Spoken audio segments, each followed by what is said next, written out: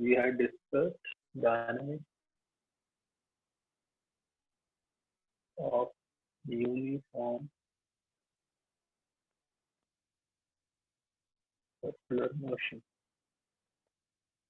What is a uniform circular motion? It is the motion of an object traveling at a constant speed along a circular path. Then we discussed centripetal force. Centripetal force is the force required to move the body uniformly in a circle. And this force acts along the radius and towards the center of the circle. And we had also got an expression for this force, that was mv square upon r, also equal to mr omega square. The linear velocity of the object undergoing uniform circular motion, and omega is the angular velocity of the object. The centrifugal force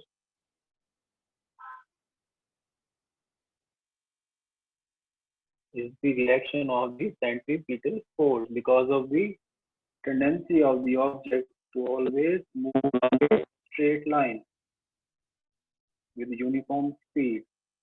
The centrifugal force is the force that arises when the body is actually moving along a circular path by virtue of the tendency of the body to regain its natural straight line path.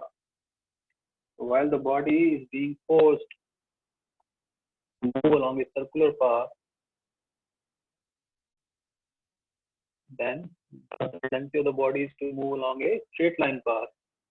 Because of this, a force appears, which is a reaction of this centripetal force. So this is the centripetal force towards the center, and this is centrifugal force away from the center, so that it tries to make a body move along a straight line, uniformly along a straight line path instead of the circular path.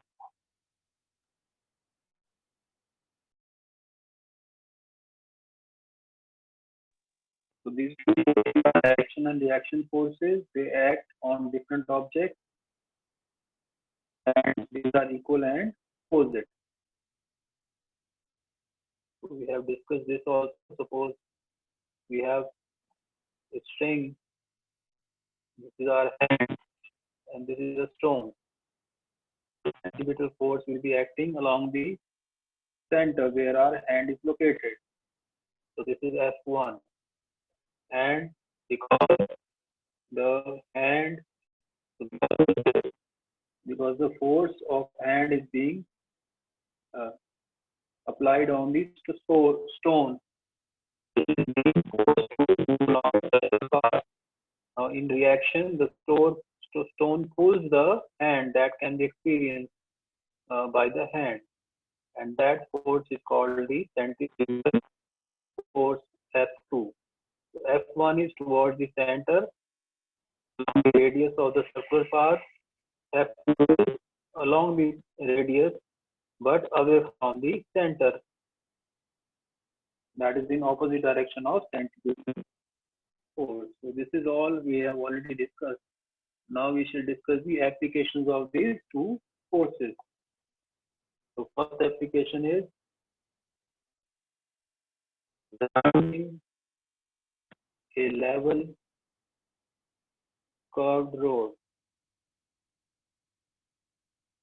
So you might have experienced this, that if you are traveling on a vehicle on a road whose level is horizontal, and you take a round, then you will find that if you want to safely take a round, you will have to lower your speed.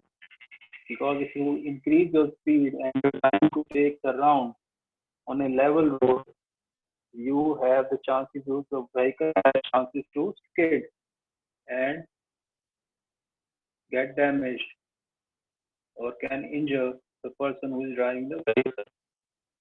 So What is because this is the reason. The reason is that the necessary centripetal force required by the vehicle to go around a circular path is not available. So that is practically what we see. Now let us analyze this situation. Depending on the acting on the body which is taking down on a level curved road. Suppose we have a car.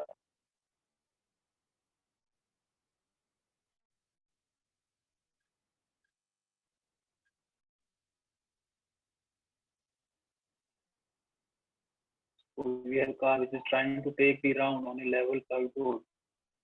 Then the force is acting on the car are mg acting downwards, m is the mass of the car, and g is the acceleration of the due to gravity. So mg is the weight of the car, and the normal reaction of the ground on the car in this normal to the perpendicular to the road. So that is r. And because while the car is taking around, it has the tendency to skid in this direction away from the road. Because of this tendency to skid away from the road, there appears a force, which is the force of friction between the tire of the car and the road. Okay, so this force is acting. This force of friction is acting towards the center along the radius of the circular track on which the car is trying to take a round. Now, because there is no acceleration, because the car is on the ground, it is not accelerating in the vertical direction. So therefore, in equilibrium, R will be equal to mg, or R minus mg is equal to 0. Now, the centripetal force required because the car has to take around, the centripetal force is required. Now, who is providing this centripetal force? This force of static friction between the car, tires of the car and the road provides necessary centripetal force. Friction is providing the necessary centripetal force. If this friction was not available, the car would have not been able to take a round. So therefore, the centripetal force which is required must be either less than the force of friction or equal to the force of friction. So centripetal force is required by the car to take a turn, which is given by expression mv square upon r, where m is the mass of the car, v is the speed of the car with which it is taking a round, and r is the radius of the circular track. So this is the force required, and this force must be either less than or equal to the force of friction. So if the required force is more than the force of friction, the vehicle will not be able to take the round. But if the friction is equal to the centripetal force required, only then it can take the round and provide the necessary centripetal force. Where v is the velocity and r is the radius and m is mass of the car. Now we know the force of friction is given by mu s multiplied by r. The mu s is the coefficient of static friction. So mu s is the coefficient of static friction between the tires of the car and the road, and r is the normal reaction. So therefore, F is equal to mu s m g. Okay, that is the value of F. Now putting these values, we get the velocity with which the car should move when it is taking a level curved road. So therefore, let us put this value in this relation. So mv square upon r less than or equal to mu s mg. So m is larger than, this implies v square is equal to mu s r g. So this implies v is equal to mu s r g under root. So this is the velocity with which the car will move to take a round whose radius is circular round radius is r, and mu s is the static friction, coefficient of static friction, and g is the acceleration due to gravity. So value of v depends on r as well as the value of mu s. So depending on these two values, the value of v depends.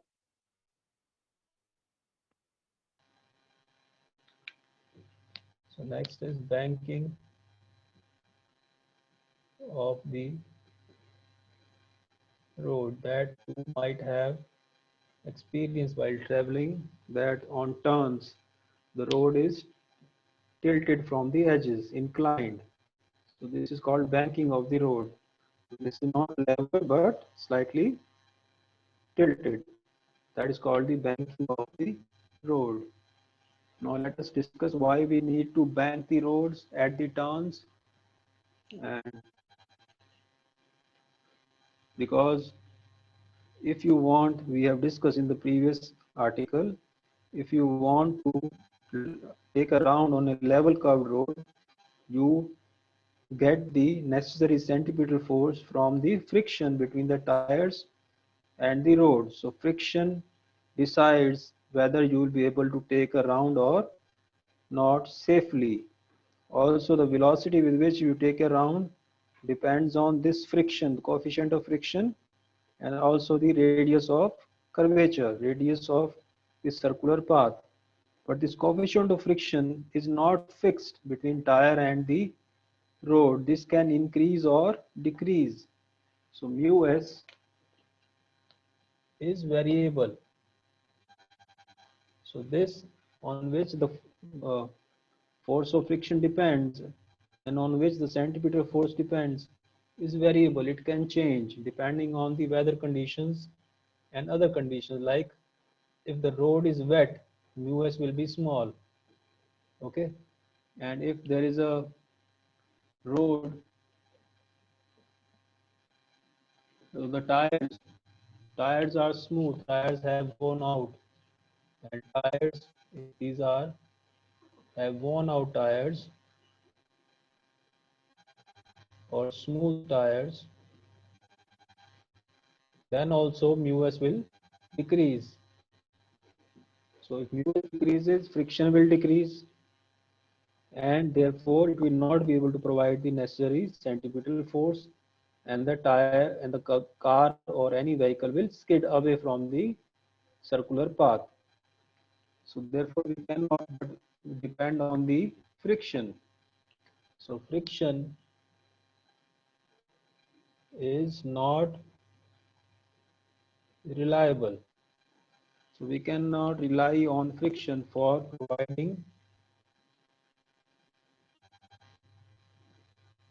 centripetal force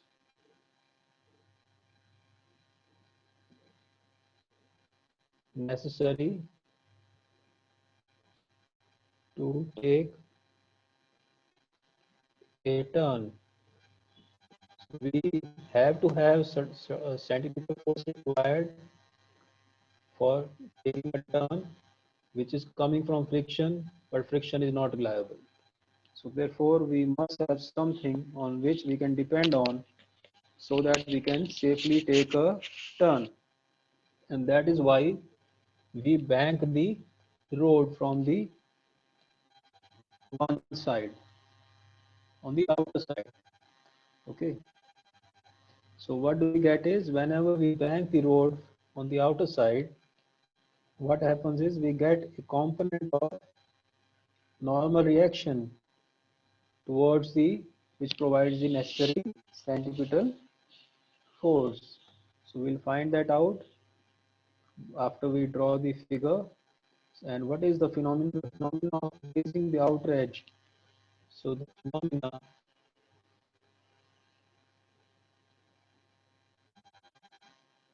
of raising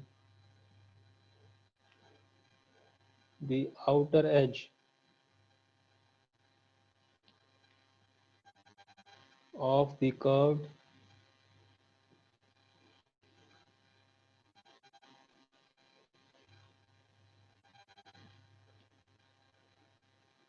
road above the inner edge is called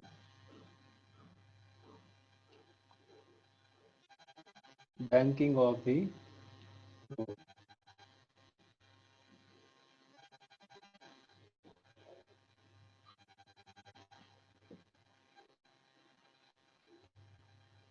So how does this helps in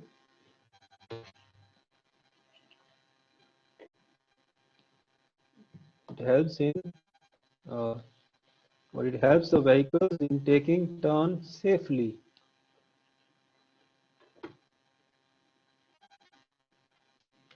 And how this helps, let's find out which force comes into play which helps in getting the necessary centripetal force.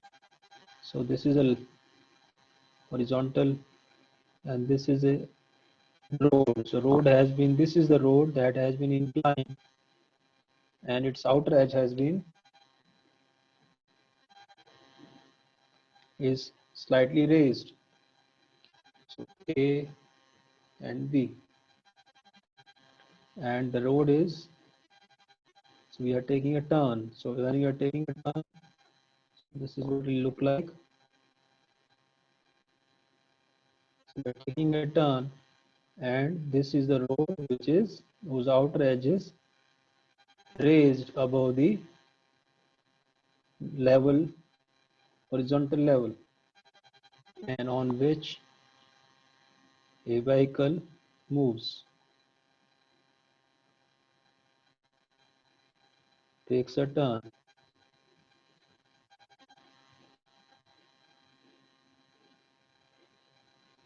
So this is suppose a car.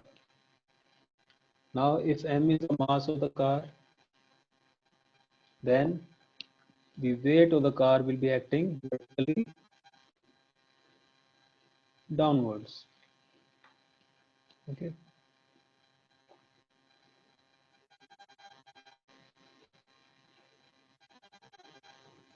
So weight mg is acting downwards, and normal reaction is normal to the plane. This is the plane on which the car is moving. So this is the normal reaction R. Okay, the car has a tendency to skid away from the center, therefore the force of friction is in the opposite direction towards, like this. F. This is the force of friction. Now, what happens when we take the outer edge and raise it? We get a component of R which provides the necessary centripetal force. We get the component of this force, the reaction force, towards the center of the circular path.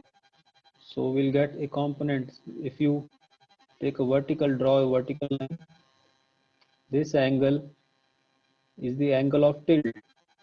This is the angle of banking, theta. So therefore we get two components. One will be along this vertical, r cos theta. So this is one component. Other component perpendicular to it, r sine theta. So we get two components, r cos theta and r sine theta of r. Now this component is acting towards the center of the circular track. So therefore it provides the necessary centripetal force apart from the component from the frictional force.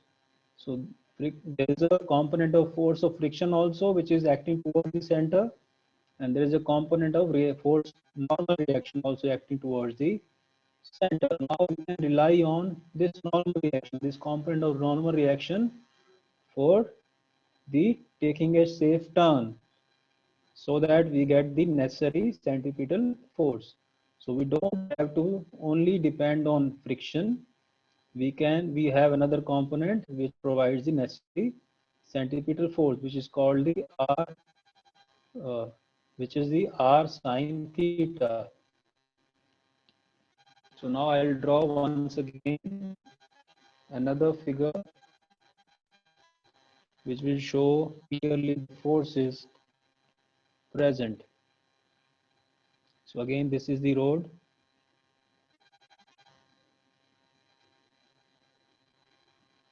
So this is the horizontal OX and the road is OA, and we have a body. I'm showing with the help of a point of mass M, same car. So mg is acting downwards, normal reaction, normal to the plane R. This angle is theta. So this angle also is theta, and this angle also is theta. Now force of friction is acting along the track, that is F. Okay, because R has tendency to move towards A, away from the center. So this is the force of friction. Now we can get the component of R. So one component will be along the vertical, that is R cos theta. Another component will be perpendicular to it towards the center of the circular track, R sine theta. So this is R cos theta and R sine theta.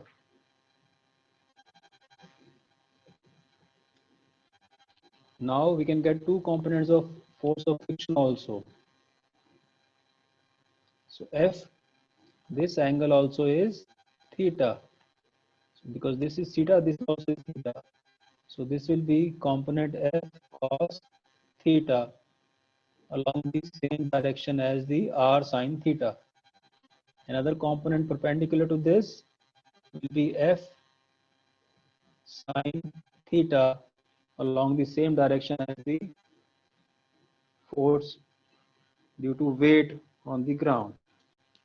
So these are all the forces acting on the body which is trying to take a level, take a curve, take a turn on a banked road. So these are all the forces acting.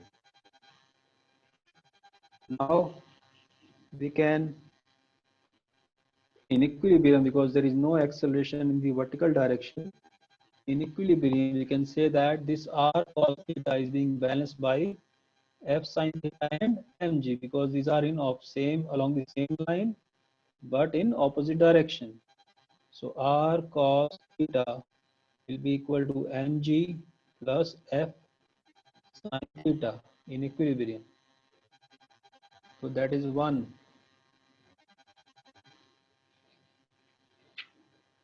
Okay.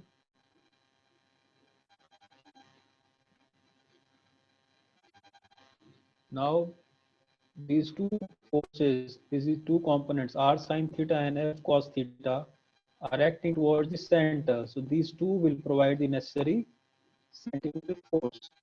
So that centripetal force is given by mv square upon r. So centripetal force required is mv square upon r, where v is the velocity and r is radius. So this is the force which have to be provided by this. Now if this force mv square upon r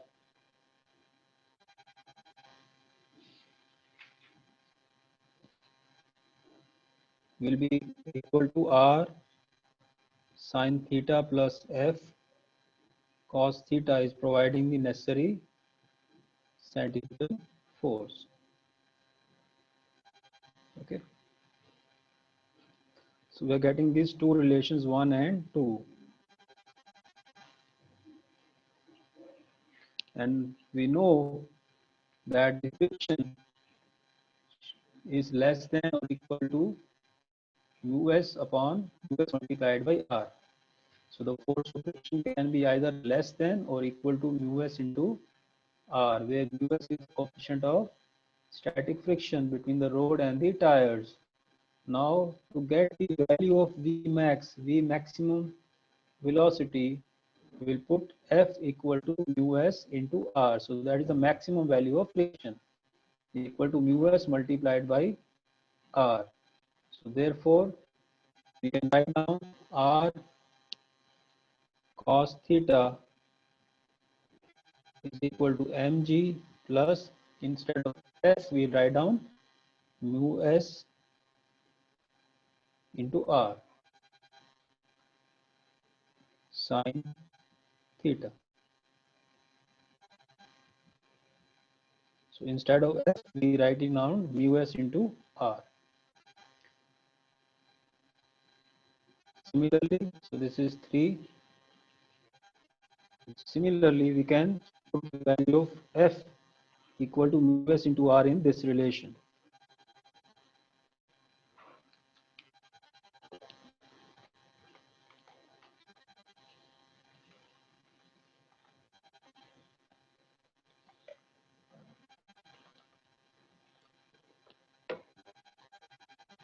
So R sine theta plus F, instead of F, we write down mu s into R cos theta is equal to mv square upon R. So that is 4. So we have only replaced F is equal to mu s into R in both the expressions. Now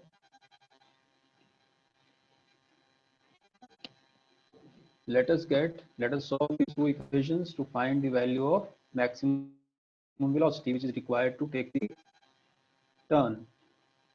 So what is the maximum? What will be the maximum velocity with which, if the vehicle travels, it will be able to take a safe turn? So therefore, solving this, let us solve this one. So from equation 3, which is r cos theta equal to mg plus mu s r sine theta.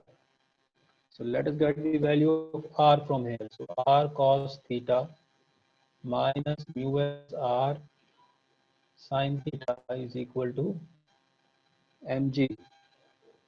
So r common, cos theta minus mu s sine theta is equal to mg. So r is equal to mg divided by cos theta minus mu s sine theta. Now put this value of r in 4 in this. So when you put this value of r in this, you get r common here. So relation here becomes r sine theta plus mu s cos theta is equal to mv square upon r. Put the value of r here. Put this value mg upon cos theta minus mu s sine theta into sine theta plus mu s cos theta is equal to mv square upon r. So this has become this just by putting the value of r from this relation. Now let us divide and multiply by cos theta, the numerator as well as denominator. So let us divide by cos theta numerator as well as denominator. So what we'll get is mg. Now divide this by cos theta. We'll get sine theta upon cos theta will become tan theta plus cos theta upon cos theta become 1. So mu s is left, divided by cos theta by cos theta will be 1 minus mu s sine theta by cos theta will be mu s tan theta is equal to mv square upon r. Okay, so m will cancel with m. So from this v square, r will go on that side, will become rg tan theta plus mu s divided by 1 minus mu s tan theta. So v will be equal to under root rg tan theta plus mu s divided by 1 minus mu s tan theta. So this is the expression for velocity with which the vehicle should take a turn, whose of radius r, and mu s being the coefficient of static friction. So this is the maximum velocity.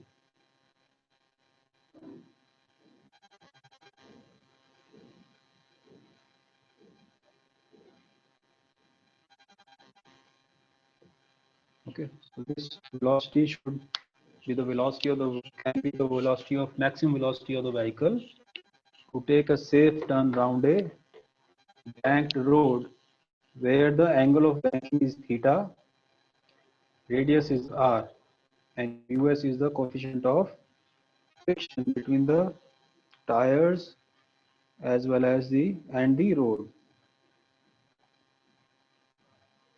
Now let us compare this with the previous result that we get when the road was not banked. So V was equal to mu SRG and under root. So on a level road. So this is on a banked road and this is on a level road. If you compare this, you will find that this V is greater than this, the value of this V when the banking is, the road is banked is more than this. That means on a level road, you will have to move slowly to take a safe turn, but on a banked road, you can move with a higher speed to take a safe turn. So that is why you are able to take a safe turn when the road is banked, and that is what you practically see while traveling. So if the coefficient of friction is zero, that means there is no friction between the road and the tire. So let us consider a case when there is no friction between the road and the tire. So road is perfectly smooth, mu s is zero, then velocity v naught, putting the value of mu s 0 in this relation, will get rg tan theta. Mu s put in this, you will get this becomes 0 and one denominator will become 1, and therefore only rg tan theta under root is left. So that is the velocity speed with which the at which the bank road can be rounded even when there is no friction.